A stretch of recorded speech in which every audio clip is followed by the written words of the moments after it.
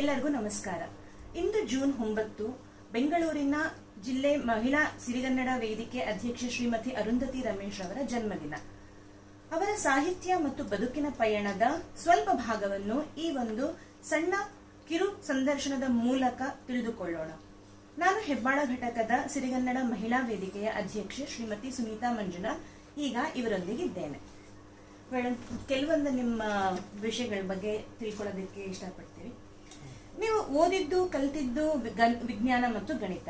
ಕನ್ನಡ ಸಾಹಿತ್ಯದ ಆಸಕ್ತಿ ಹೇಗೆ ಮತ್ತು ಈ ಸಾಹಿತ್ಯ ಕೃಷಿಗೆ ಪ್ರೇರಣೆ ಯಾರಿಂದ?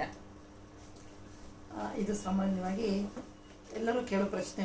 ಮೊದಲನೇದಿದು, ನಾನು ಪ್ರೌಢಶಾಲೆಯಲ್ಲಿ ಓದ್ತಾ ಇರುವಾಗ ಗಣಿತ ಮತ್ತು ವಿಜ್ಞಾನ ಶಿಕ್ಷಕಿಯಾಗಿ ನಮ್ಮ ಮುಖ್ಯೋಪಾಧ್ಯಾಯಿನಿಯವರಾದ ಶ್ರೀಮತಿ ಎಸ್.ಎನ್. ಸೀತಮ್ಮನವರ ಪಾಠಕ್ರಮದಿಂದ ಆ ವಿಷಯಗಳನ್ನು ಕಲಿಯುವ ಮತ್ತು ಕಲಿಸುವ ಆಸಕ್ತಿ ಮತ್ತು ಉತ್ಸಾಹ ತುಂಬ ಚೆನ್ನಾಗಿ ಬೆಳೀತು ಆವಾಗಲೇ. ಹಾಗೆಯೇ ಮನೆಯಲ್ಲಿ ನಮ್ಮ ತಾತ ಎಂ ಪಂಪಯ್ಯ ಅಂತ ಹೇಳಿಯವರು, ಅವರು ಷಟ್ಪದಿಗಳಲ್ಲಿ ಬರಿತಾ ಇದ್ದದ್ದನ್ನು ನಾನು ಆಸಕ್ತಿಯಿಂದ ಮತ್ತು ಆಶ್ಚರ್ಯ ಕುತೂಹಲದಿಂದ ಕೂಡ ಗಮನಿಸ್ತಾ ಇರ್ತಿದ್ದೆ, ನೋಡ್ತಾ ಇರ್ತಿದ್ದೆ. ಆದರೆ ಪ್ರೌಢಶಾಲೆಗೆ ಬಂದಾಗ ಅವರು ತಮ್ಮ ಕೈ ನಡುಗುವಿಕೆಯಿಂದಾಗಿ ನನ್ನಿಂದ ತಮ್ಮ ಕಾವ್ಯವನ್ನು ಬರೆಸುತ್ತಿದ್ದ ರೀತಿ, ಕನ್ನಡ ಸಾಹಿತ್ಯಾಸಕ್ತಿಯನ್ನು ಮತ್ತು ಬರೆಯುವಿಕೆ ಪ್ರೀತಿಯನ್ನು ತಾನಾಗೆ ನನಗೆ ತಂದಿತ್ತು ಅಂತ ಹೇಳೋದಕ್ಕೆ ಇಷ್ಟಪಡ್ತೇನೆ. ಮತ್ತೆ ನಾನು ಕೂಡ ಹೇಳಿದ್ದನ್ನು ಸೂಕ್ತ ಕಾರಣ ಕೊಟ್ಟು ಒಪ್ಕೊಳ್ಳೋದಾಗಲಿ ಅಥವಾ ಬಿಡೋದೇ ಆಗಲಿ, ಈ ಒಂದು ಪ್ರಕ್ರಿಯೆಯಲ್ಲಿ ನಾನು ಒಂದಿಷ್ಟು ಪ್ರೇರಣೆ ಪಡೆದು ಬೆಳೆಯುವಂತೆ ಆಯಿತು. ನನ್ನ ದೊಡ್ಡಪ್ಪನವರಾದಂತಹ ಡಾಕ್ಟರ್ ಎಸ್ ಚೆನ್ನಬಸಪ್ಪನವರು, ಚಿತ್ರದುರ್ಗದವರವರು, ಹಲ್ಲು ಕಟ್ಟುವ ಡಾಕ್ಟರ್ ಆಗಿದ್ದರು. ಅವರು ನಮಗೆ ಬಾಲ್ಯ ಅಲ್ಲ, ಇನ್ನೂ 4-5 ವರ್ಷದವ್ರು ಇದ್ದಾಗಿಂದಲೇ ನಮಗೆ ಓದುವ ಅಭ್ಯಾಸವನ್ನು ತುಂಬ ಚೆನ್ನಾಗಿ ಬೆಳೆಸಿದವರು. ಆ ಓದುವಿಕೆಯಿಂದಾಗಿ ಬಹುಶಃ ಬರೆಯುವ ಒಂದು ಆಸಕ್ತಿ ಮತ್ತು ಉತ್ಸಾಹ ಕೂಡ ನಮ್ಮಲ್ಲಿ ಬಂತು ಅಂತ ನಾನು ಅನ್ಕೊಳ್ತಾ ಇದ್ದೀನಿ. Nice madam. ನಿಮ್ಮ ಮೆಚ್ಚಿನ ಬರಹಗಾರರು ಯಾರು ಮತ್ತು ಏಕೆ?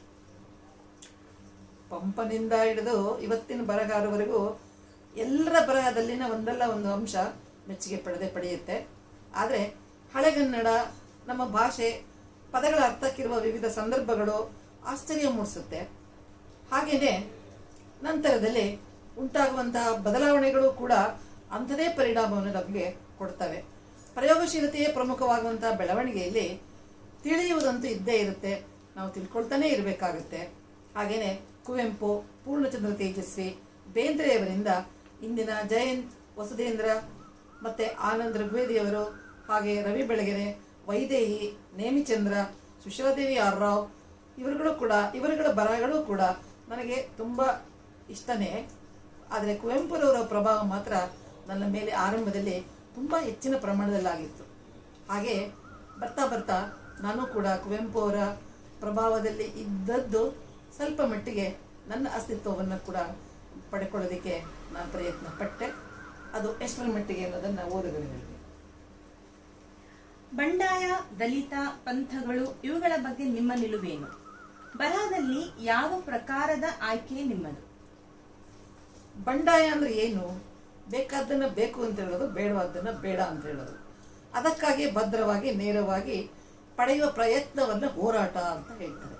ಇದು ಒಂದು ಚಿಕ್ಕ ಮಗು ಸಹ ತನಗೆ ಬೇಡ ಅಂದರೆ ಕಾಲಲ್ಲಿ ಓದಿರುತ್ತೆ, ಅದನ್ನು ಬಂಡಾಯ ಅಂತೀವ ನಾವು. ಇಲ್ಲ, ಬಂಡಾಯ ಅದು ಒಂದು ಮನುಷ್ಯನ ಸ್ವಭಾವದ ಒಂದು ಮಾರ್ಗ ಅಷ್ಟೇ. ಅದನ್ನು ಬಂಡಾಯ ಅಂತಾಗಲಿ ಕರೆಯೋದು ಕೆಲವು ಸರಿ ನನಗೆ ಅಷ್ಟೊಂದು ನಾನು ಇಷ್ಟಪಡೋದಿಲ್ಲ. ಅದು ನಮ್ಮ ಬೇಕು ಬೇಡಗಳ ಅವಲಂಬನೆ ಅಷ್ಟೇ. ನಮಗೆ ಬೇಕು, ನಮಗೆ ಬೇಡ ಅಷ್ಟೇ. ಹಾಗೆಯೇ ತುಳಿತಕ್ಕೆ ಒಳಗಾದ, ಶೋಷಣೆಗೆ ಒಳಗಾದಂಥವರೆಲ್ಲರೂ ಕೂಡ ದಲಿತರೇ. ಅವರು ದುರ್ಬಲರು ಮತ್ತು ತನು ಮನ ಧನ ಯಾವ ಬಲವೂ ಇಲ್ಲದವರು.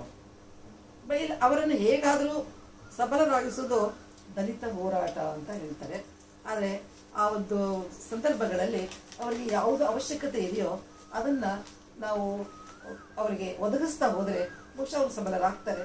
ತುಳಿತವನ್ನು ಅವರು ಮೀರಿ ಎದ್ದು ನಿಲ್ಲೋದಕ್ಕೆ ಸಾಧ್ಯ ಆಗುತ್ತೆ. ದಲಿತರು ಅನ್ನೋ ಪದವನ್ನು ಕೂಡ ನಾವು ತೆಗೆದುಕೊಳ್ಳಬಹುದು. ಮತ್ತೆ ಇನ್ನೊಂದು ಪ್ರಶ್ನೆ ಏನು ಹಾಕಿದ್ರ ಜೊತೆಗೇನೆ, ಬರಹದಲ್ಲಿ ಯಾವ ಪ್ರಕಾರ ಆಯ್ತು? ಕಾವ್ಯ ನನ್ನ ಪ್ರಧಾನವಾದ ವಾಕ್ಯ.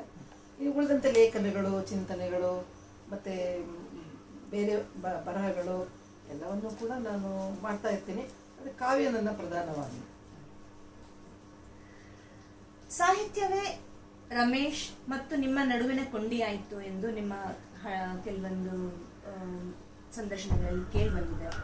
ಮದುವೆಯ ಮೊದಲು ಮತ್ತು ನಂತರ ಅವರ ಪ್ರೋತ್ಸಾಹ ಮತ್ತು ಬೆಂಬಲ ಯಾವ ರೀತಿ ಇತ್ತು? ಹೌದು, ನನ್ನ ಮಡಿಲು ಕವನ ಸಂಕಲನ ಪ್ರಕಟಣೆಯ ನಂತರ ರಮೇಶ್ ರವ್ರದ್ದು ಪರಿಸರ ಹೊಸ ಕವಿತೆ ಎನ್ನುವಂತಹ ಒಂದು ಸಂಪಾದಿತ ಕೃತಿ ಹೊರಬಂದಿತ್ತು. ಅವರು ಅದನ್ನು ಆಸಕ್ತರಿಗೆಲ್ಲ ಕಳಿಸ್ತಾ ಇದ್ರು. ಅದು ಹೇಗೋ ನನಗೂ ಸಿಕ್ಕಿತ್ತು. ಅದರ ಬೆಲೆಯ ಮೊತ್ತವನ್ನು ಕಳಿಸಬೇಕಾದ ವಿಳಾಸ ಕೂಡ ಅದರಲ್ಲಿ ಕೊಟ್ಟಿದ್ರು.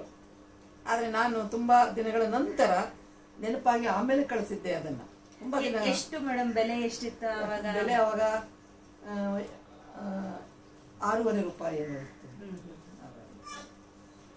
ಹಾಗೆ ಮಡಿಲು ಸಂಕಲನದೊಳಗಿಂದ ಆಗ ಪ್ರಾರಂಭವಾದಂತಹ ಅಂಚೆ ಸಂಪರ್ಕ, ನಮ್ದು ಬರೀ ಅಂಚೆ ಸಂಪರ್ಕ ಮಾತ್ರ ಇದ್ದಿದ್ದು, ಪರಿಚಯ ಮತ್ತು ಆತ್ಮೀಯತೆಗೆ ಕಾರಣ ಆಯಿತು.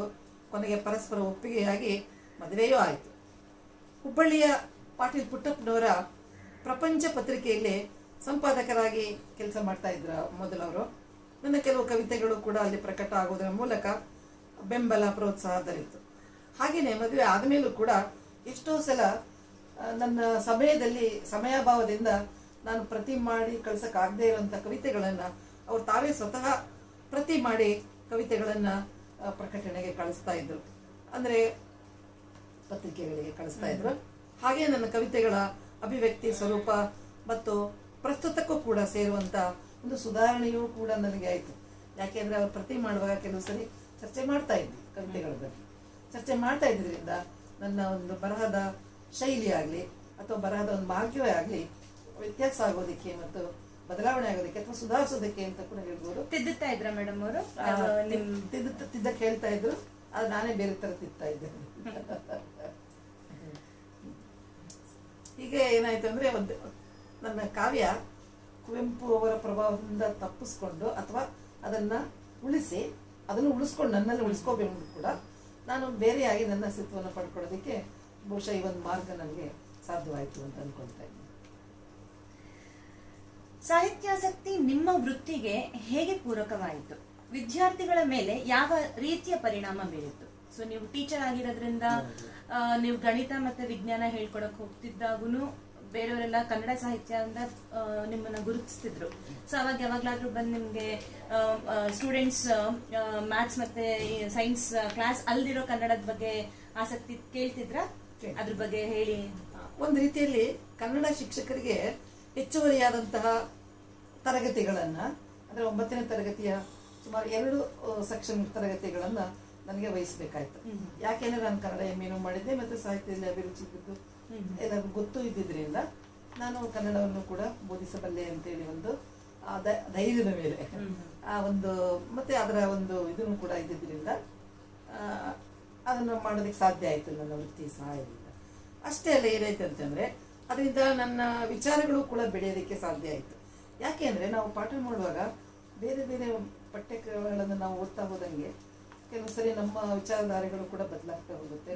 ಮತ್ತೆ ನಾವು ಕೂಡ ಬೆಳೀತಾ ಹೋಗ್ತೀವಿ. ಬರೀ ಮಕ್ಕಳಿಗೆ ನಾವು ಬೋಧನೆ ಮಾಡೋದಲ್ಲ, ಅವರನ್ನು ಬೆಳೆಸೋದ್ರ ಜೊತೆಗೆ ನಾವು ಕೂಡ ಬೆಳೀತಾ ಹೋಗ್ತೀವಿ. ಒಂದು ಸಲ ಹೇಳಿದ ಮಾತು ಮತ್ತೊಂದು ಸಲ ಮತ್ತಿನ್ನೆಲ್ಲನೋ ಸೇರಿಸ್ಕೊಂಡು ಬರ್ತಾ ಇರುತ್ತೆ.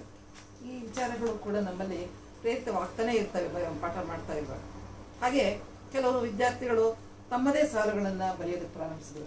ಯಾಕೆಂದ್ರೆ ಬರಿತೀನಿ ಅಂತ ಗೊತ್ತಿದ್ರು, ತಗೊಂಡ್ಬರ್ತಿದ್ರು. ಮಿಸ್ ನೋಡಿ ಮಿಸ್ ಇದು ನೋಡಿ ಮಿಸ್ ಚೆನ್ನಾಗಿದೆ ಒಪಿನಿಯನ್ ಕೇಳ್ತಾ ಇದ್ರು. ಆ ಥರ ಒಂದು ಪ್ರಯತ್ನ ಮಾತು. ನಾವು ಪಾರಿಜಾತ ಅನ್ನುವಂಥ ಒಂದು ಕೈ ಬರಹದ ಸಂಚಿಕೆಯನ್ನು ತರ್ತಾ ಇದ್ವಿ, ಅದನ್ನು ಸಂಪಾದನೆ ಮಾಡ್ತಾ ಇದ್ವಿ. ಮಕ್ಕಳು ಅವಾಗೆಲ್ಲ ತಮ್ಮ ಲೇಖನಗಳು, ಕವಿತೆಗಳು ಮತ್ತೆ ಎಲ್ಲ ಬರಹದ ಎಲ್ಲ ಪ್ರಕಾರಗಳನ್ನು ಕೂಡ ಅದರೊಳಗೆ ನಾವು ಸೇರಿಸ್ಕೊಳ್ತಾ ಇದ್ವಿ. ಹಾಗಾಗಿ ಪಾರಿಜಾತ ಕೈ ಬರಹದ ಪತ್ರಿಕೆ, ಅದಾದಮೇಲೆ ಕದಳಿ ಅಂತೇಳಿ ಮುದ್ರಿತ ಸಂಚಿಕೆಯಾಗಿ ಬರೋದಕ್ಕೆ ಶುರುವಾಯಿತು. ಅದರಲ್ಲೂ ಕೂಡ ನಾವು ನಗೆ ಬರಹಗಳಿಂದ ಹಿಡಿದು ಹಾಸ್ಯ ಇದರಿಂದ ಹಿಡಿದು ಚುಟುಕಗಳಿಂದ ಹಿಡಿದು ಪ್ರತಿಯೊಂದು ಮಕ್ಕಳ ಬರಹಗಳನ್ನು ಕೂಡ ನಾವು ಅದರೊಳಗೆ ಸೇರಿಸೋ ಪ್ರಯತ್ನವನ್ನು ಮಾಡ್ತಾ ಇದ್ವಿ. ಆ ಸಂದರ್ಭದಲ್ಲಿ ತುಂಬ ಜನ ವಿದ್ಯಾರ್ಥಿಗಳು ಈ ಬಗ್ಗೆ ಕೇಳ್ತಾ ಇದ್ರು, ಚರ್ಚೆ ಮಾಡ್ತಿದ್ರು, ಹೇಳ್ತಿದ್ರು ಹಿಂಗಿಲ್ಲ ಅಂತೇಳಿ. ಅಂತ ಒಂದು ಸಂದರ್ಭಗಳು ತುಂಬಾನೇ ಆಗ್ತಾ ಇತ್ತು. ಈಗ ನೀವು ನಿಮ್ಮ ನಿವೃತ್ತಿ ಜೀವನದ ಒಂದು 10-12 ವರ್ಷ ಆಗಿರ್ಬೋದಲ್ವಾ ಮೇಡಮ್? 15 ವರ್ಷ. ಸೊ ಈ ನಿಮ್ಮ ನಿವೃತ್ತಿ ಜೀವನದಲ್ಲಿ ಪ್ರವೃತ್ತಿಯಾದ ಸಾಹಿತ್ಯ ಸೇವೆ ಹೇಗೆ ಸಾಗಿದೆ? ನಿವೃತ್ತಿಯ ನಂತರ ಮೊದಲಿಂದಲೂ ನಾನು ದಾವಣಗೆರೆ ಜಿಲ್ಲಾ ವನಿತಾ ಸಾಹಿತ್ಯ ವೇದಿಕೆಯ ಮತ್ತು ಕನ್ನಡ ಸಾಹಿತ್ಯ ಪರಿಷತ್ತಿನ ಕಾರ್ಯಚಟುವಟಿಕೆಗಳಲ್ಲಿ ಭಾಗವಹಿಸ್ತಾ ಇದ್ದಿದ್ದು ಎಲ್ಲರಿಗೂ ಗೊತ್ತಿತ್ತು. ಅದು ಮಾಡ್ತಾ ಇದ್ದೆ. ಮತ್ತು ಶ್ರೀಮತಿ ಟಿ ಗಿರಿಜಾರವರಂತಹ ಐತಿಹಾಸಿಕ ವೈಚಾರಿಕ ಬರಹಗಾರ್ತಿಯರೊಂದಿಗೆ ನಿಕಟ ಸಂಪರ್ಕವೂ ಇತ್ತು ನಮಗೆ. ಹಾಗಾಗಿ ದಾವಣಗೆರೆಯ ಒಂದು ಈ ಬರಹಗಾರರ ಒಂದು ವಲಯದಲ್ಲಿ ನಮಗೆ ಮೊಟ್ಟ ಮೊದಲನೇದಾಗಿ ನನ್ನನ್ನು ಪರಿಚಯಿಸಿದವರು ಡಾಕ್ಟರ್ ಎಂ ಜಿ ಈಶ್ವರಪ್ಪನವರು. ನನ್ನ ಕವಿತೆಯೊಂದು ಪ್ರಜಾವಾಣಿಯಲ್ಲಿ ಬರುವಾಗ ಅವರು ಪ್ರಜಾವಾಣಿಯ ಕವಿತೆಯಲ್ಲಿ ಇವತ್ತು ಈ ಸರಿ ನಿಮ್ಮ ಊರಿನವ್ರದ್ದು ಅಂತ ಅವ್ರು ಹೇಳಿದ್ರಂತೆ. ಯಾರು ನಮ್ಮ ಊರಿನವರು ಅಂದರೆ ಹಿಂಗೆ ಅರುಂಧತಿ ಸಂಜನ ಅಂತ ಹೇಳಿದಾಗ ಅವ್ರು ಯಾರು ಅಂತೇಳಿ ಅವರು ನನ್ನ ಅವಾಗ ಗೊತ್ತು ಮಾಡಿಕೊಂಡು ಮಾತಾಡಿಸ್ಬಿಟ್ಟು ಕನ್ನಡ ಸಾಹಿತ್ಯ ಪರಿಷತ್ತಿಗೆ ಮಹಿಳಾ ಪ್ರತಿನಿಧಿಯನ್ನಾಗಿ ಕೂಡ ಮಾಡಿದ್ರು. ಇದೆಲ್ಲ ನೀವು ಕೆಲಸದಲ್ಲಿ ಇದ್ದಾಗ ಆಯ್ತು. ಆದ್ರೆ ಇದ್ದಾಗ ಆಗಿದ್ದು ನಿವೃತ್ತಿಯ ನಂತರ ನನಗೆ ತುಂಬಾ ಬೆಳಕು. ಅವರು ತಮ್ಮ ಎಲ್ಲ ಪಟೇಲ್ರಾಗ್ಲಿ ಮತ್ತೆ ಕಲಾವಿದರಾದಂತಹ ಶಂಕರ್ ಪಾಟೀಲ್ರು, ಆಮೇಲೆ ಮುದೇನೂರು ಸಂಗಣ್ಣವರಂತ ಹಿರಿಯರು, ಇಂತಹ ತುಂಬಾ ಬರಹಗಾರ ದಿಗ್ಗಜರನ್ನ ನನಗೆ ಡಾಕ್ಟರ್ ಎಂ ಜಿ ಈಶ್ವರಪ್ಪರ ಮೂಲಕ ನನಗೆ ಪರಿಚಯ ಆಯಿತು. ಬಾಮ ಬಸವರಾಜ್ ಕೂಡ ಈ ಒಂದು ನಿಟ್ಟಿನಲ್ಲಿ ನನಗೆ ತುಂಬಾನೇ ಬೆಂಬಲವಾಗಿ ಈ ಒಂದು ಬರಹದಲ್ಲಿ ಪರಿಚಯಗಳನ್ನ ಮತ್ತೆ ಅವಕಾಶಗಳನ್ನ ನೀಡ್ತಾ ಬಂದರು ಅವರೆಲ್ಲ. ಹಾಗೆ ಮತ್ತೆ ನನ್ನ ಪ್ರವೃತ್ತಿಗೆ ಅದು ಯಾಕೋ ಬೆಂಗಳೂರು ಮಾತ್ರ ಯಾಕೋ ನನ್ನ ಈ ಪ್ರವೃತ್ತಿಗೆ ಸ್ವಲ್ಪ ಕಡಿವಾಣ ಆಗ್ತಾ ಇದೆ ಅಂತ ಅನ್ನಿಸ್ತಾ ಇದೆ. ಅನೇಕ ಸಂಸ್ಥೆಗಳು, ವ್ಯಕ್ತಿ ಕೇಂದ್ರಗಳು ಮತ್ತೆ ಚಟುವಟಿಕೆಗಳು ನಡೀತಾ ಇದೆ ನಿಜ. ಆದರೆ ಸ್ವಂತಕ್ಕೆ ಸಂದರ್ಭೋಚಿತವಾದಂತಹ ಕವನ, ಲೇಖನ, ಚಿಂತನೆಗಳನ್ನು ಮಾಡೋದು ಒಂದು ನಿಯಮಿತ ಪರಿಧಿಯಲ್ಲಿ ಇದು ಉಳಿದು ಬಿಟ್ಟಿದೆ ಅಂತ ನನಗೆ ಅನಿಸ್ತಾ ಇದೆ. ಅದು ಏನು ಬೆಂಗಳೂರಿನ ಪ್ರಭಾವವೋ, ನಾನು ಬೆಂಗಳೂರಿನಲ್ಲಿರೋದಿಲ್ಲೋ ಅಥವಾ ಏನೋ ನನಗೂ ಇದು ಗೊತ್ತಾಗ್ತಾ ಇಲ್ಲ. ಬಟ್ ದಾವಣಗೆರೆಯಲ್ಲಿ ಇದ್ದಂಥ ಒಂದು ವಿಸ್ತಾರ ಬೆಂಗಳೂರಿನಲ್ಲಿ ನನಗೆ ಅದು ಕಾಣಿಸ್ತಾ ಇಲ್ಲ. ಆದ್ರೆ ಚಟುವಟಿಕೆಗಳನ್ನ ಮಾಡ್ತಾ ಇದ್ದೀವಿ, ಕನ್ನಡಕ್ಕಾಗಿ ಚಟುವಟಿಕೆಗಳನ್ನು ನಾವು ಮಾಡ್ತಾ ಇದ್ದೀವಿ. ಆ ಬಗ್ಗೆ ನನಗೆ ಖುಷಿ ಇದೆ, ಹೆಮ್ಮೆ ಇದೆ. ವಿದ್ಯಾರ್ಥಿಯಾಗಿ, ಶಿಕ್ಷಕಿಯಾಗಿ, ಬರಹಗಾರರಾಗಿ ನೆನಪಿಸಿಕೊಳ್ಳಬಹುದಾದಂತಹ ಪ್ರಮುಖವಾದ ಸಂತೋಷ ಮತ್ತು ಬೇಸರದ ಸಂದರ್ಭ ಯಾವುದಾದ್ರೂ? ನಾನು ವಿದ್ಯಾರ್ಥಿಯಾಗಿದ್ದಾಗ ನಮ್ಮ ಸಹಪಾಠಿಗಳು, ಶಿಕ್ಷಕಿಯಾಗಿದ್ದಾಗ ಸಹೋದ್ಯೋಗಿಗಳು, ಬರಹಗಾರ್ತಿಯಾಗಿದ್ದಾಗ ಸಾಹಿತ್ಯ ಬಂಧುಗಳು ತುಂಬ ಸಂತೋಷವನ್ನು ಕೊಟ್ಟಿದ್ದಾರೆ. ಮತ್ತು ನಾನು ಯಾವಾಗಲೂ ಕೂಡ ನನ್ನ ಬರಹಗಳನ್ನು ನೇರವಾಗಿ ಚರ್ಚಿಸಿ ಅವುಗಳ ಬೆಳವಣಿಗೆಗೂ ಕೂಡ ಕಾರಣ ಆಗಿದ್ದಾರೆ. ಶಿಕ್ಷಕಿಯಾದಾಗ ನಮ್ಮ ವಿದ್ಯಾಸಂಸ್ಥೆ ಆಡಳಿತ ಮಂಡಳಿ ಅಧ್ಯಕ್ಷರಾಗಿದ್ದಂಥ ಚಿಟ್ಟೇರಿ ವೀರಭದ್ರಪ್ಪನವರು ಯಾವಾಗಲೂ ಕೂಡ ಅವಾಗ ಏನನ್ನೇ ಆಗಲಿ ನನ್ನ ಹತ್ರನೇ ಬರ್ಸ್ಕೋಬೇಕು ಅಂತ ಅವ್ರು ಇಷ್ಟಪಡ್ತಾ ಇದ್ರು. ಯಾವಾಗಲೂ ರಜಾ ಹಾಕಿದ್ರು ಕೂಡ ಆ ತಾಯಿ ಬರಲಿ ಆಮೇಲೆ ಬರ್ಕೊಡ್ಲಿ ಅಂತ. ಅಂದ್ರೆ ಅದು ಒಂದು ಅಭಿಮಾನದ ದ್ಯೋತಕ ಇದೆಯಲ್ಲ, ಅದು ನನಗೆ ನಾನು ಶಿಕ್ಷಕಿಯಾಗಿದ್ದಾಗ ಬಹುಶಃ ನನಗೆ ಯಾವಾಗ ತುಂಬಾ ಸಂತೋಷ ಕೊಡುವಂತ ಒಂದು ಸಂಗತಿ. ಹಾಗೇನೇನೆ ಕೂಡ ಶಿಕ್ಷಕರಾಗಿ ವಿಜ್ಞಾನ ಮತ್ತು ಪ್ರದರ್ಶನದಲ್ಲಿ ಒಂದು ಬೇಸರ ಸಂಗತಿ ಏನಪ್ಪಾ ಅಂದ್ರೆ, ಶಿಕ್ಷಕಿಯಾಗಿದ್ದಾಗ ವಿಜ್ಞಾನದ ಒಂದು ಇದರೊಳಗೆ ಪ್ರದರ್ಶನದಲ್ಲಿರ ವಸ್ತು ಪ್ರದರ್ಶನದಲ್ಲಿ ನಾವೊಂದು ಮಾದರಿಯನ್ನು ಮಾಡಿಕೊಂಡು ಹೋದಾಗ ಅದು ರಾಜ್ಯ ಮಟ್ಟಕ್ಕೆ ಆಯ್ಕೆಯಾಗಿತ್ತು.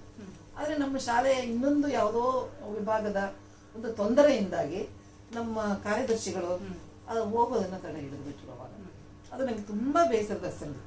ಯಾಕೆಂದ್ರೆ ನಾವು ಶಿಕ್ಷಕರಾಗಿ ಮಾಡ್ತಾ ಇರ್ತೀವಿ ಪ್ರತಿ ವರ್ಷ, ಆದರೆ ಆ ವರ್ಷ ಮಾದರಿಯನ್ನ ಒಯ್ತಾ ಇದ್ದಂಥ ವಿದ್ಯಾರ್ಥಿನಿಯರು ಅವರಿಗೆ ಮತ್ತೆ ಅವಕಾಶ ಸಿಗಲ್ಲ. ಅದು ನನಗೆ ತುಂಬಾ ಬೇಜಾರಾಗಿ ಅಂತ ಅವಕಾಶ ಮಕ್ಕಳಿಗೆ ತಪ್ಪೋಯ್ತಲ್ಲ. ಅದು ನಾವು ಮಾಡ್ತಾ ಇರ್ತೀವಿ, ಶಿಕ್ಷಕರು ಮಾಡ್ತಾನೆ ಇರ್ತೀವಿ, ಅದು ನಮ್ದು ತೊಂದರೆ ಅಲ್ಲ. ಅದು ಅವರಿಗೆ ತುಂಬಾ ಬೇಜಾರಾಯ್ತು. ಅದೊಂದು ಬೇಸರದ ಸಂಗತಿ ಅದು. ಹೀಗೆ ಆ ವಿದ್ಯಾರ್ಥಿನಿಯರು ಮತ್ತೊಮ್ಮೆ ಇಂಥ ಅವಕಾಶ ಸಿಗೋದಿಲ್ಲ ಅಂತ ಬೇಸರ ಆಯ್ತು. ಈಗ ಬರಹದಲ್ಲಿ ನೋಡ್ಬೇಕಂದ್ರೆ ಶಂಕರ್ ಪಾಟೀಲ್ರವರು ನನ್ನೊಂದು ಕವಿತೆಯಲ್ಲಿ, ಬೆಳಕು ಅನ್ನೋ ಕವಿತೆಯಲ್ಲಿ 2 ಸಾಲುಗಳಿದೆ. ಎಲ್ಲದಕ್ಕೂ ಬೇಕು ಬೆಳಕು ತನ್ನ ಕಾಣಿಸಲು, ಏನಾದರೂ ಬೇಕು ಬೆಳಕಿಗೆ ತನ್ನ ಸ್ಥಾಪಿಸಲು ಅಂತೇಳಿ ಕೊನೆಗೆ 2 ಸಾಲಿದೆ. ಅದನ್ನ ಓದಿದ ಕೇಳಿದಂಥ ಪಾಟೀಲ್ರು ಒಂದು ಮಾತಂದ್ರು, ಮೇಡಮ್ ಬೆಳಕಿನ ಬಗ್ಗೆ ನಂಗೆ ಇದ್ದಂಥ ಕಾನ್ಸೆಪ್ಟೇ ಬದಲಾಗೋಯ್ತು ಮೇಡಮ್ ನಿಮ್ಮ ಸಾಲುಗಳನ್ನು ಕೇಳಿ. ಅದು ಒಂದು ರೀತಿಯಲ್ಲಿ ಬೇರೆಯವ್ರ ಮೇಲೆ ಪರಿಣಾಮ ಕವಿತೆಯ ಸಾಲುಗಳು ಏನೋ ಒಂದು ಬದಲಾವಣೆಯಿಂದ ಅಥವಾ ಏನೋ ಒಂದು ಯೋಚನೆಯಿಂದ ಮೂಡಿಸಿದವೆ ಅನ್ನೋದು ನನಗೊಂದು ಸಂತೋಷ ಆಗಿದೆ. ಹಾಗೆಯೇ ಲೋಕಾಪುರ ಅಂತೇಳಿ ಹರಿಹರದವರೊಬ್ಬರು, ಅವರು ಕೂಡ ಬರಹಗಾರರೇ. ಅವರ ಚಿಂತನೆಗಳು ಮತ್ತೆ ಲೇಖನಗಳೆಲ್ಲ ಬರಿತಾ ಇದ್ರು ತುಂಬಾನೇ. ಅವರ ಕೃತಿಗಳು ಕೂಡ ಬೆಳೆದಿದೆ. ಆದರೆ ಅವ್ರ ಕತೆ ಬರೆದಿರ್ಲಿಲ್ಲ ಅಂತ. ನನ್ನ ಒಂದು ಕಥಾ ಸಂಕಲನದಲ್ಲಿ ನಾನು ಒಂದು ಕತೆ ಅಂದ್ರೆ ಒಂದು ಫೋಟೋ ಇದ್ದ ಹಾಗೆ, ಅದರೊಳಗಿರೋದನ್ನ ನಾವು ವಿವರಿಸ್ತಾ ಅದು ಹಾಗೆ ಹೋಗ್ಬೋದು. ಹೋದ್ರೆ ಒಂದು ಕಥೆ ಆಗುತ್ತೆ. ನಾವು ನೋಡಿದ ದೃಶ್ಯವನ್ನೇ ನಾವು ನೋಡ್ತಾ ಬರ್ತಾ ಹೋದ್ರೆ ದೃಶ್ಯ. ಅವರು ಹೌದೆಲ್ಲ ನೋಡೋಣ ಪ್ರಯತ್ನ ಮಾಡ್ತೀನಿ ಅಂತ ಒಂದು ಯಾವುದೋ ಒಂದು ಪೊಲೀಸ್ ಘಟನೆಯ ಕಥೆಯನ್ನ ಅವ್ರು ಬರೋದು. ಅದು ತುಂಬಾ ಖುಷಿ ಆಯ್ತಂತೆ. ಮತ್ತೆ ಎಲ್ಲರೂ ಅದನ್ನ ಹೋಗ್ತಿದ್ರಂತೆ. ಅಂದ್ರೆ ಆ ಒಂದು ಸಾಲಿನಿಂದ ನಾನು ಕತೆ ಬರೆಯೋದನ್ನ ನಾನು ಇದು ಮಾಡ್ಕೊಂಡೆ, ಪ್ರಯತ್ನ ಮಾಡಿದೆ ಅನ್ನೋದು. ಹಿಂಗೆ ತುಂಬಾ ಸಂಗತಿಗಳು. ನನ್ನ ವಿದ್ಯಾರ್ಥಿಗಳಿಬ್ಬರು, ಮೀನಾಕ್ಷಿ ಅನ್ನೋರೊಬ್ರು, ಯಶಸ್ವಿನಿ ಅನ್ನೋರೊಬ್ರು, ಇನ್ನೂ ಇದೆ ಸುಜಾತ, ತುಂಬಾ ಜನ ಇದ್ದಾರೆ. ಅವರೆಲ್ಲರೂ ಕೂಡ ನನ್ನ ಈ ಕಾವ್ಯದ ಪರಿಣಾಮದಿಂದಾಗ ಅವರು ಕೂಡ ಬರೆಯೋದಕ್ಕೆ ಶುರು ಮಾಡ್ತಾರೆ. ಇವತ್ತಿಗೂ ಬರಿತಾ ಇದ್ದಾರೆ. ಅವರು ಇವತ್ತಿಗೂ ಬರಿತಾ ಇದ್ದಾರೆ, ಮತ್ತೆ ಫೋನ್ ಮಾಡ್ತಾರೆ. ಇನ್ನೊಂದು ಬೇಸರದ ಸಂಗತಿ ಅಂತಂದ್ರೆ, ಈ ಕನ್ನಡ ಸಾಹಿತ್ಯ ಆಸಕ್ತಿ ಜನಗಳಿದ್ದಾರೆ, ಆದ್ರೆ ಕಾರ್ಯಕ್ರಮಗಳಾದಾಗ ಬರೋದು, ಅದರೊಳಗಡೆ ಪಾರ್ಟಿಸಿಪೇಟ್ ಮಾಡೋದು ಸ್ವಲ್ಪ ಕಡಿಮೆ ಆಗಿದೆ ಅಲ್ವಾ ಮೇಡಮ್? ಅಲ್ಲ, ಇದು ಏನಾಗಿದೆ ಅಂದ್ರೆ ಇವಾಗ ಬೆಂಗಳೂರಲ್ಲಿ ಈ ತರ ಆಗುತ್ತೆ. ಯಾಕೆಂದ್ರೆ ಬೆಂಗಳೂರು ತುಂಬಾ ಒಂದು ರೀತಿ, ಅದೇ ಹೇಳ್ದಲ್ಲ, ಬೆಂಗಳೂರಿನಲ್ಲಿ ನನಗೆ ಈ ತರ ಒಂದು ತುಂಬಾ ನಿಯಮಿತ ಆಗಿದೆ ಅಂದ್ರೆ ಯಾಕೆಂದ್ರೆ ಅದೇ ಕಾರಣ. ಯಾಕೆಂದ್ರೆ ಇಲ್ಲಿ ಆಸಕ್ತಿ ಒಟ್ಟಿಗೆ ಸೇರೋದು ತುಂಬಾ ಕಷ್ಟ. ತುಂಬಾ ದೂರಗಳು. ಈಗ ಅನುಕೂಲ ಇರೋರಿಗೆ ಆಸಕ್ತಿ ಇರಲ್ಲ, ಆಸಕ್ತಿ ಇರೋರಿಗೆ ಅನುಕೂಲ ಇರಲ್ಲ. ಹೀಗಾಗಿ ಆಸಕ್ತರು ಒಂದ್ ಕಡೆ ಸೇರೋ ಒಂದು ಘಟನೆ ಇದು ಇದೆಯಲ್ಲ, ಸೇರೋ ಒಂದು ಕ್ರಿಯೆ ಅದು ಸ್ವಲ್ಪ ನಿಯಮಿತ ಆಗುತ್ತೆ. ಏನು ಮಾಡೋಕ್ಕಾಗಲ್ಲ. ಬದುಕಿನಲ್ಲಿ ನೀವು ಒಪ್ಪಿಕೊಂಡಿರುವ ತತ್ವ ಯಾವುದು?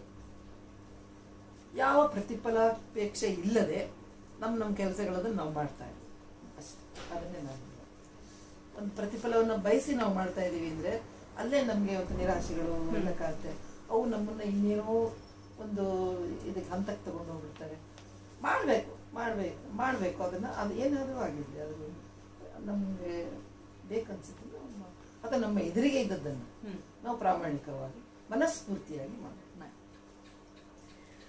ಆಮೇಲೆ ಅದು ಮನಸ್ಫೂರ್ತಿಯಾಗಿ ಮಾಡಲಿಲ್ಲ ಅಂದ್ರೆ ಈ ಕಡೆ ಇದನ್ನು ಕೆಲಸನೂ ಆಗಲ್ಲ, ನಾವು ಅನ್ಕೊಂಡಿದ್ದನ್ನು ಸಾಧಿಸಕ್ಕಾಗಲ್ಲ. ಎರಡೂ ಇಲ್ಲ ಅನ್ನಂಗಾಗಿ ಕೊನೆ ಪಕ್ಷ ನಾವು ಎದುರಿಗಿದ್ದನ್ನು ಮನಸ್ಫೂರ್ತಿಯಾಗಿ ಮಾಡಿದ್ರೆ ಆ ಒಂದು ಸ್ಯಾಟಿಸ್ಫ್ಯಾಕ್ಷನ್. ಈಗಿನ ಯುವ ಬರಹಗಾರರಿಗೆ, ಸಮಾಜಕ್ಕೆ ನಿಮ್ಮ ಸಂದೇಶ ಏನು?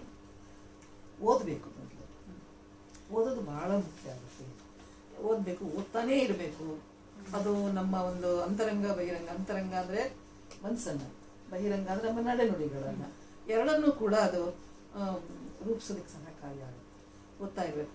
ಆಮೇಲೆ ಬರಹ ಮೂಡ್ತಾ ಹೋದ್ರೆ, ಅದು ಬರಹ ಎಲ್ಲರೂ ಬರೀತಾರೆ ಅಂತ ಹೇಳಕ್ಕಾಗಲ್ಲ. ಕೆಲವರು ಬರಹವನ್ನು ರೂಢಿಸ್ಕೊಂಡಾಗ ಏನಾಗುತ್ತೆ, ನಮ್ಮ ಅಸ್ತಿತ್ವವನ್ನು ಕೂಡ ಗಳಿಸ್ಕೋಬಹುದು, ಉಳಿಸ್ಕೋಬೇಕು. ಅದನ್ನ ಇಂಥ ಒಂದು ಕೆಲಸಗಳು ಕೂಡ ನಡೆದೋಗುತ್ತೆ. ಒಂದು ಜವಾಬ್ದಾರಿ ಅದು ಬರಿತೀನಿ ಅಂದ ತಕ್ಷಣ ಸುಮ್ಮನೆ ಏನೋ ಬರೆದು ಮಾಡ್ತೀನಿ ಅನ್ನೋದಲ್ಲ, ಒಂದು ಜವಾಬ್ದಾರಿ. ಈ ಒಂದು ಜವಾಬ್ದಾರಿ ಅನ್ನೋ ಒಂದು ಪದ ಬಂದಾಗ ನನಗೆ ನಮ್ಮ ಶಾಲೆಯ ಪದ್ಮ ಬಿಸನ್ ಅವ್ರ ನೆನಪಾಗ್ತಾರೆ. ಅವರು ಕರಕುಶಲ ಕ್ರಾಫ್ಟ್ ಟೀಚರ್. ನನಗೆ ಫಸ್ಟ್ ಅವಾಗ ಬರೆದು ಹಂಗೆ ಟೇಬಲ್ ಮೇಲೆ ಬಿಟ್ಟು ಹೋಗ್ಬಿಟ್ಟಿದ್ದೆ ನಾನು. ಅದು ಎತ್ತಿಟ್ಕೋಬೇಕು, ಅದನ್ನ ಅವೆಲ್ಲ ನನಗೆ ತಲೆ ಇರಲಿಲ್ಲ. ಅವ್ರು ಏನ್ ಮಾಡಿದ್ರು ತೆಗೆದಿಟ್ಕೊಳ್ಳೋರು. ಅದನ್ನು ತೆಗೆದಿಟ್ಕೊಂಡು ಎಷ್ಟೋ ಬರೆಯೋದು ಬರೆದು ಎಲ್ಲ ತೆಗೆದುಕೊಂಡು ಸಂದರ್ಭ ಅನ್ಸರ ಅದನ್ನ ಬಳಕೆ ಮಾಡ್ತಾ ಇದ್ರು. ಬಳಕೆ ಮಾಡಿ ಅದರ ಫಲಿತಾಂಶ ಬಂದ ಮೇಲೆ ನನಗೆ ನೋಡಿ, ನೀವು ಬಿಟ್ಟೋಗಿದ್ರಲ್ಲ ಅದನ್ನ ಇಷ್ಟಪಟ್ಟು ತುಂಬಾ ಚೆನ್ನಾಗಿದೆ ಅಂತ. ಆಮೇಲೆ ಬರ್ಕೊಡ್ರಿ ಅಂತ ಹೇಳಿ ನಿಮ್ಮ ಹೆಸರಿನಲ್ಲೇ, ಅಂದ್ರೆ ನೀವು ಬರ್ದಿದ್ದು ಅಂತಾನೆ.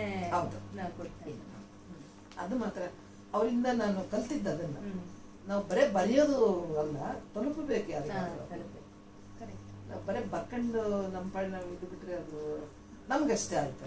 ಆದ್ರೆ ಬೇರೆ ತಲುಪಿದಾಗ ಅದರ ಪರಿಣಾಮ ಫಲಿತಾಂಶಗಳನ್ನ ನಾವು ಆನಂದಿಸ್ಬೋದು ಅಥವಾ ಅದರ ಬಗ್ಗೆ ಚರ್ಚೆ ಮಾಡ್ಬೋದು. ಅದೆಲ್ಲ ಸಾಧ್ಯ. ತುಂಬಾ ಧನ್ಯವಾದಗಳು ಮೇಡಮ್. ಈಗ ಸಂದೇಶಗಳು ಅಂತಂದ್ರೆ ಇವೆಲ್ಲ ದೇಶಾಂತರ ಆಗುವಂತ ಸಂದರ್ಭಗಳು, ಸಂದೇಶಗಳನ್ನು ಕೊಡಕ್ಕಾಗಲ್ಲ ನಾವು. ಮತ್ತೆ ಇನ್ನೊಂದು ಏನಪ್ಪಾ ಅಂತಂದ್ರೆ, ಒಂದು ಜವಾಬ್ದಾರಿ ಅಂತ ಹೇಳಿದ್ರೆ, ಬರಹ ತನ್ನ ಪ್ರಕಾರವನ್ನ ತಾನೇ ನಿರ್ಧರಿಸ್ಕೊಳುತ್ತೆ. ಈಗ ನಾನು ಕಾವ್ಯ ಬರೀತೀನ, ಲೇಖನ ಬರೀತೀನ, ಕತೆ ಬರೀತೀನ ಅಥವಾ ಕಾದಂಬರಿ ಬರೀತೀನ, ಇದು ಬರಹ ತನ್ನ ತಾನೇ ನಿರ್ಧರಿಸ್ಕೊಳುತ್ತೆ. ಅದು ನಾವು ಕವಿತೆ ಬರಿತೇನೆ ಅಂತ ಹೋದಾಗ ಅದು ಕವಿತೆ ಆಗ್ತಿಲ್ಲ, ಸುಮ್ಮನೆ ಒಂದು ಲೇಖನ. ನಾವು ಒಂದು ಲೇಖನ ಬರಿತೀನಿ ಅಂತ ಹೋದಾಗ ಅದು ಕವಿತೆನೇ ಆಗ್ಬೋದು, ಅಥವಾ ಅದು ಒಂದು ಕಥೆನೂ ಆಗ್ಬೋದು. ಹೀಗೆ ಪ್ರಕಾರವನ್ನು ತಾನೇ ನಿರ್ಧರಿಸ್ಕೊಳ್ತೇವೆ, ನಾವು ನಿರ್ಧರಿಸ್ತೇವೆ. ಅದು ಒಂದು. ಆಮೇಲೆ ಇನ್ನೊಂದಂದ್ರೆ ಇದು ನನ್ನ ಅಭಿಪ್ರಾಯ ಕೂಡ. ಆಮೇಲೆ ಬಲವಂತವಾಗಿ ಮಾಡಿದ್ರೆ ಅದು ತಿರ್ಚಿದಾಗ ಏನಾಗುತ್ತೆ ಅಂದ್ರೆ ಸಹಜತೆಯನ್ನು ಕಳ್ಕೊಳ್ಳೋದು. ನಾವು ಒಂದು ಕವಿತೆನೇ ಬರಿತೀನಿ ನಾನಿಲ್ಲ ಅಂತ ಕಳ್ಕೊಂಡಾದ್ರೆ ಅಲ್ಲಿ ಸಹಜತೆ ಬರಲ್ಲ. ಅದು ಏನು ಅಂತ ನಿರ್ಧಾರ ಮಾಡ್ಕೊಂಡು ಅದಾದ್ರೆ ಮಾತ್ರ ಅದು ಚೆಂದ. ಇದನ್ನು ನಾನು ಬರಹಗಾರರಿಗೆ ನನ್ನ ಅಭಿಪ್ರಾಯ ಸಂದೇಶ ಅಂತ ಹೇಳಕ್ಕಾಗಲ್ಲ. ಯಾಕೆಂದ್ರೆ ಈಗ ಯಾರಿಗೂ ಯಾರ ಸಂದೇಶಗಳನ್ನು ಕೇಳುವಷ್ಟು ತಾಳ್ಮೆಯಾಗಲಿ ಅನುಸರಿಸುವಂತಹ ಒಂದು ಸಮಯವಾಗಲಿ ಯಾರಿಗೂ ಇಲ್ಲ ಈಗ. ಇದು ನನ್ನ ಅಭಿಪ್ರಾಯ. ಇದನ್ನ ಅವ್ರ ಮುಂದೆ ಇಡ್ತಾ ಇದ್ದೀನಿ, ಸ್ವೀಕರಿಸೋದು. ತುಂಬ ಖುಷಿ ಆಯಿತು ಮೇಡಮ್ ನಿಮ್ಮ ಜೊತೆ ಇಷ್ಟೊತ್ತು ಟೈಮ್ ಸ್ಪೆಂಡ್ ಮಾಡಿದ್ದು. ವೆರಿ ಇಂಟ್ರೆಸ್ಟಿಂಗ್ ಫ್ಯಾಕ್ಟ್ಸ್ನ ನೀವು ಶೇರ್ ಮಾಡಿಕೊಂಡ್ರಿ. ಎಷ್ಟನೇ ವರ್ಷದ್ದು ಮೇಡಮ್ ಹುಟ್ಟಿದಬ್ಬ? ಇದು 71ನೇ. Many more happy returns of the day. ಇನ್ನು 100 ಕಾಲ ಹೀಗೆ ಇದೆ.